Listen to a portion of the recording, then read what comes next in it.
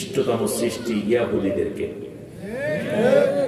যারা 1947 সালে দ্বিতীয় বিশ্বযুদ্ধে ভিখারির মতো মধ্যপ্রাচ্যে একটু জায়গা চেয়েছিল মাত্র, সেই জায়গাটুকু মুসলমানরা দয়া করে ছেড়ে দিয়েছে। অল্প কয়টা ইহুদি দিনে দিনে তাদের হিংস্রতার মাত্রা এতই বাড়িয়ে দিয়েছে, শেষ পর্যন্ত ফিলিস্তিনের মুসলমানদেরকে আর সেখানে থাকতে দিচ্ছে না।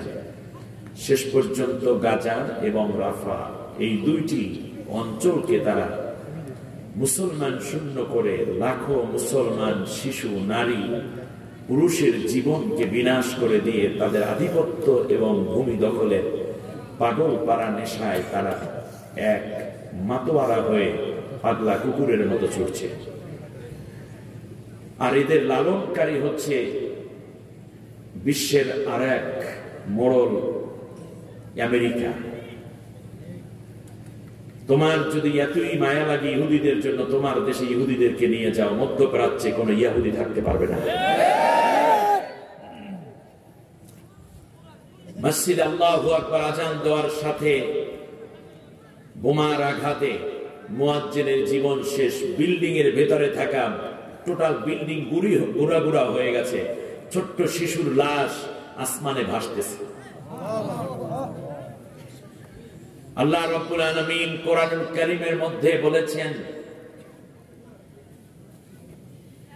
এরা হচ্ছে পৃথিবীর নিকৃষ্ট সৃষ্টি। ইন্নাল্লাযীনা কাফারু মিন আহলিল কিতাবি ওয়াল মুশরিকিনা উলাইকা হুম শাররুল বারিয়া। আল্লাহ তাআলা বলছেন, আহলে কিতাবদের মধ্যে যারা মুশরিক হয়ে গেছে এবং আল্লাহকে অস্বীকার করে, এরা হলো পৃথিবীর নিকৃষ্টতম সৃষ্টি। আমরা যখন সূরা ফাতিহা পড়ি তার মধ্যে পড়ি গায়রিল মাগদুবি আলাইহিম। মাগদুব মানে হচ্ছে গজবপ্রাপ্ত জাতি ইহুদি। শুধু তাই না, আল্লাহ রাব্বুল আলামিন বলেছেন, ওয়ালান তারদা আনকাল ইয়াহুদা ওয়াল মুশরিকিনা হাত্তা তাত্তাবিআ মিল্লাতাহুম। হে রাসূল, ততদিন পর্যন্ত তুমি ইহুদিদেরকে, মুশরিকদের খুশি করতে পারবে না যতদিন না তুমি তাদের মতো ধর্মানুসারী হয়ে না যাও, তাদের ধর্ম অনুসরণ না করো। আল্লাহ রাব্বুল আলামিন কোরআনের মধ্যে বলেছেন, ওয়ালা তাজিদান্না আশাদ্দান নাসি আদাওয়াতান লিল্লাযীনা আমানুল ইয়াহুদা ওয়াল্লাযীনা আশরাকু। যারা ইহুদি এবং যারা মুশরিক, এই মুশরিক হচ্ছে ভারতের বিশাল হিন্দু শ্রেণী, আর ইহুদি হচ্ছে ইসরায়েলে। এই দুই গ্রুপ আল্লাহ রাব্বুল আলামিন বলেছেন মুসলমানদের জন্য চূড়ান্ত দুশমন। এদের হৃদয়গুলো এতই হার্ড হার্টেড যে এদের মধ্যে মুসলমানদের জন্য কোনো মায়া আমি আল্লাহ রাখি নাই। এরা পুরাই মুসলিম বিদ্বেষী। এজন্য যারা ইহুদি এবং মুশরিকদেরকে বন্ধু বানাবে, আল্লাহ রাব্বুল আলামিন স্পষ্ট করে বলে দিয়েছেন, ফাইন্নাহু মিনহুম, মনে রাখবে তারা হচ্ছে তাদের ইহুদি এবং খ্রিস্টান এবং মুশরিকদের মধ্যে অন্তর্ভুক্ত হবে। তারা মুসলিম হিসাবে আল্লাহর কাছে পরিচিতি লাভ করতে পারবে না। বিশ্বনবী সাল্লাল্লাহু আলাইহি ওয়াসাল্লাম আমাদেরকে চমৎকার একটি ভবিষ্যৎবাণী জানিয়ে গেছেন। আল্লাহর নবী সতর্ক করেছেন কিছু হাদিস দ্বারা। তার মধ্যে একটি হচ্ছে কিয়ামতের পূর্বে যে দাজ্জাল আসবে, সে দাজ্জাল হবে ইহুদিদের মধ্য থেকে বের হওয়া একটি গোষ্ঠী অথবা কোনো একজন। তাহলে দাজ্জাল আসবে কাদের মধ্য থেকে? ইহুদিদের মধ্য থেকে। বিশ্বনবী সাল্লাল্লাহু আলাইহি ওয়াসাল্লাম বলেছেন, লা তাকুমুস সাআতু হাত্তা ইউকাতিলাল মুসলিমুনাল ইয়াহুদ ওয়া হাত্তা ইয়াখতাবিয়াল ইয়াহুদিয়্যু মিন ওয়ারাইল হাজারি ওয়াশ শাজার ফায়াকুলুশ শাজারু আওয়াল হাজারু আইয়ুহাল মুসলিম ইয়া আব্দাল্লাহ ইন্নাল ইয়াহুদিয়্যু মিন ওয়ারাই ফাতাল ফাকতুলুহু ইল্লাল গরকাদ ফাইন্নাহু মিন শাজারিল ইয়াহুদ। আল্লাহর নবী বলেন, কিয়ামতের পূর্বে মুসলমানগণ, মুসলিমগণ ইহুদিদেরকে হত্যা করবে। মুসলমানরা হত্যা করবে কাদেরকে? যতদিন এই ঘটনা না ঘটবে ততদিন পর্যন্ত কিয়ামতই হবে না। এমনকি শেষ পর্যন্ত ইহুদিরা পালাতে থাকবে গাছের আড়ালে, পাথরের আড়ালে, পাহাড়ের আড়ালে। এক পর্যায়ে এমন অবস্থা হয়ে যাবে, গাছ মানুষের মতো কথা বলবে, পাথর মানুষের মতো জবান খুলে কথা বলবে এবং বলবে, আইয়ুহাল মুসলিম, ইয়া আব্দুল্লাহ, হে মুসলিম, হে আল্লাহর গোলাম, আমার কাছে আসো, ইন্না ওয়ারাইল ইয়াহুদা, আমার পিছনে ইহুদি আছে, ফাতাল, আমার কাছে আসো, ফাকতুলুহু, এবং তাকে হত্যা করে ফেলো।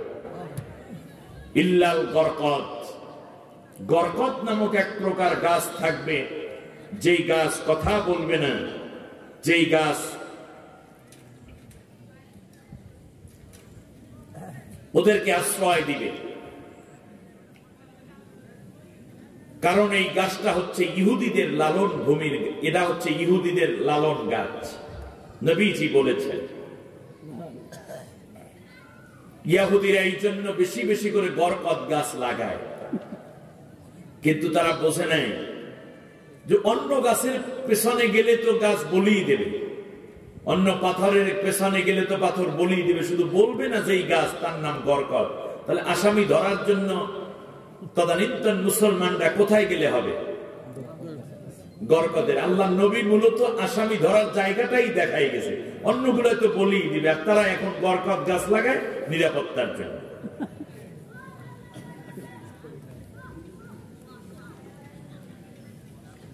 (1949 সাল ডেভিড বেন গুরিয়ান, ইহুদি রাষ্ট্রের প্রথম প্রধানমন্ত্রী, একটি ছোট্ট সংঘ তারা তৈরি করল। তখন তাকে জিজ্ঞেস করা হয়েছিল যে তোমরা রাষ্ট্র চালাবে কোন ভিত্তিতে? আমি এই ক্ষেত্রে বেশি কথা বলতে পারবো না বিধায় আমার মূল আলোচনায় আমার যেতে হবে।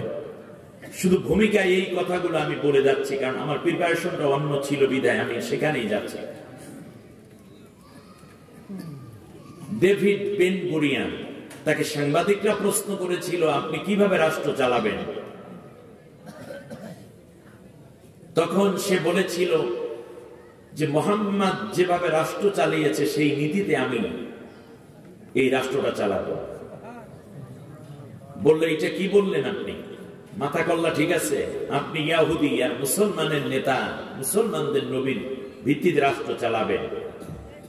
সে বলল যে মুহাম্মদ অর্ধেক পৃথিবী শাসন করেছিল, কিন্তু তার ঘরের মধ্যে খাবার বেশি ছিল না, প্রসাধনী বেশি ছিল না, চাকচিক্যময় জীবন ছিল না, কিন্তু তার তলোয়ার ছিল 7টা, যুদ্ধের জন্য বাহন ছিল তার 9টা ছিল ঘোড়া, 11টা ছিল উট, 2টা ছিল গাধা, 3টা ছিল খচ্চর, নেজা ছিল, তীর ছিল তার 23টা, একজন মানুষ 23টা তীর, কোমরবন্ধ ছিল, নেজা ছিল, হেলমেট ছিল। অর্থাৎ ঘরের মধ্যে খাবার কম, কিন্তু অস্ত্র শস্ত্রে তারা সুসজ্জিত ছিল নিজেদের নিরাপত্তার জন্য এবং তাদের রাষ্ট্রের নিরাপত্তার জন্য, জনগণের নিরাপত্তার জন্য, বহিঃশত্রু থেকে নিজেদেরকে সেভ করার জন্য।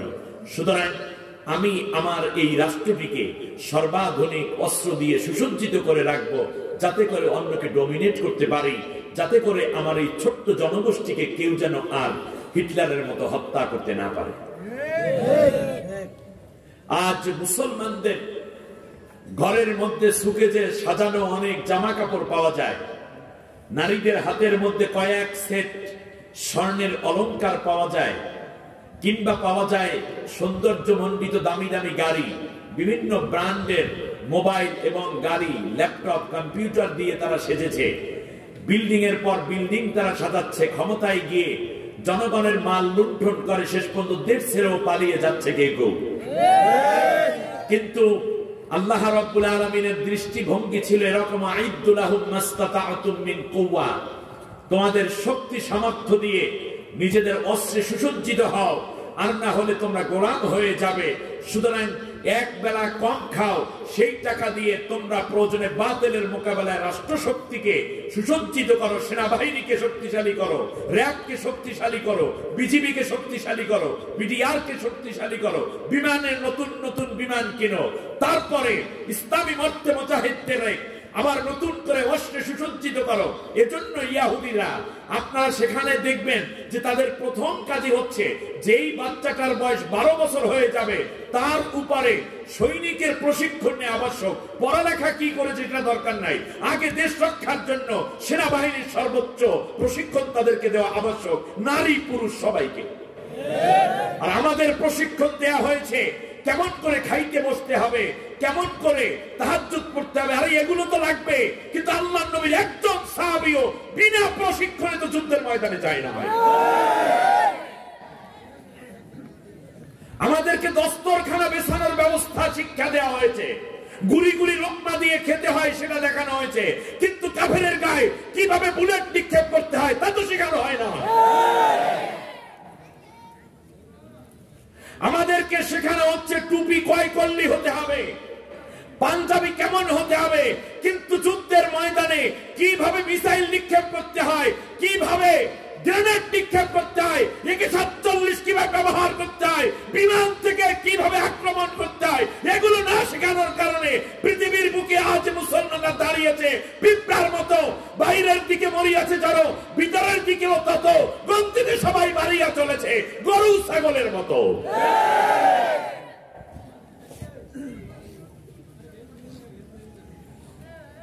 আল্লাহর রাসূল শুধুমাত্র নামাজের প্রশিক্ষণ দেয়নি, যুদ্ধের প্রশিক্ষণ দিয়েছেন। আর না হলে আবু বকর ওমর উসমান যুদ্ধের ময়দানে কিভাবে দাঁড় হলেন? আমাদেরকে খাবার আদব 3টি, যেটা দেখানো হয়েছে। কোন দিক থেকে খাবার শুরু করা এটা সুন্নত, এটা শেখানো হয়েছে। কিন্তু কাফেরের মোকাবেলায় কোন দিক থেকে আক্রমণ করে ইসলামের দুশমনদেরকে নাস্তানাবুদ করতে হয় তা শেখানো হয় না।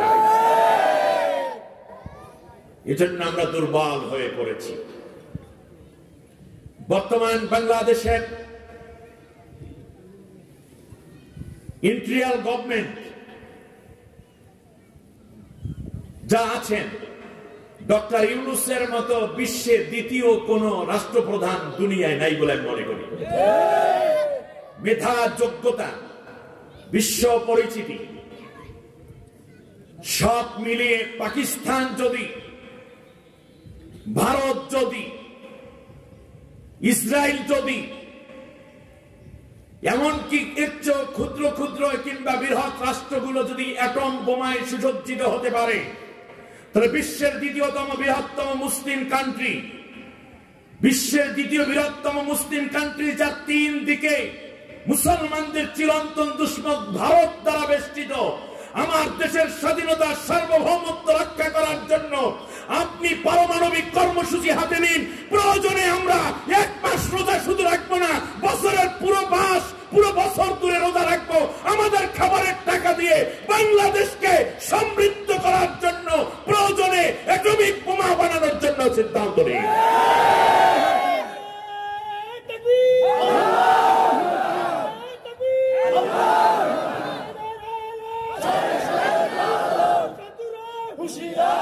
শুধু তাই নয়, আমাদেরকে 5 ওয়াক্ত নামাজের প্রশিক্ষণ দেয়া হয়, রোজার প্রশিক্ষণ দেয়া হয়, কিন্তু সেই রোজাদার সাহাবী, 5 ওয়াক্ত নামাজ পড়া সাহাবী, তারাবি পড়া সাহাবীগণই 17ই রমজান রোজা মুখে বদরের প্রান্তরে কাফেরের মোকাবেলায় লড়াই করে বিজয় অর্জন করেছিলেন।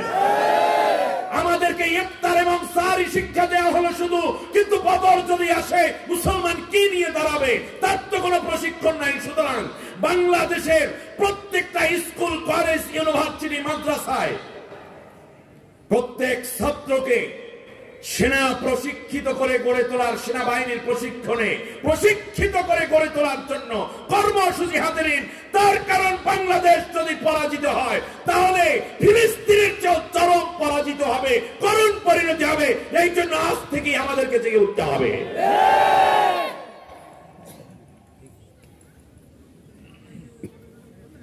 আপনি এক টেবিলে এক বর্তনে খাবার প্রশিক্ষণ নিলেন তাবলীগ করে, এক তরিকার জিকির করতে হবে সিদ্ধান্ত নিলেন পীরের হাতে বায়াত নিয়ে, এক ইমামের পিছনে তাকবীর দিলেন, নামাজের প্রশিক্ষণ নিতে গিয়ে যুদ্ধের ময়দানে একই ঐক্যবদ্ধভাবে কাঁধে কাঁধ মিলিয়ে বাতিলের মোকাবেলায় যে মোকাবেলা করতে হয়, জীবন দিয়ে লড়তে হয়, হয়তো মারি না হয় মরি, এই প্রশিক্ষণ না নিলে আপনার জাতীয় অস্তিত্ব টিকবে না। তার কারণ তাবলীগের মাধ্যমে জালেম সরকারের পতন হয় নাই, পীরের মাধ্যমে পতন হয় নাই, মাহফিলের মাধ্যমে পতন হয় নাই।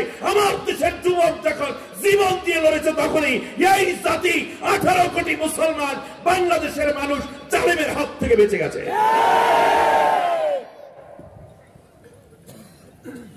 সুতরাং ওয়াজের জায়গায় ওয়াজ থাকবে। আপনি যদি দাঁড়াতে না পারেন তাহলে আপনাকে হত্যার সম্মুখীন হতে হবে।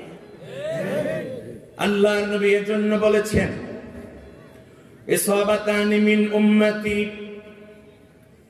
আখরাজাহুমাল্লাহু মিনান নার, ইসাবাতুন তাগজুল হিন্দা ওয়া ইসাবাতুন তাকুনু মা'a ঈসা ইবনে মারইয়াম আলাইহিস সালাম।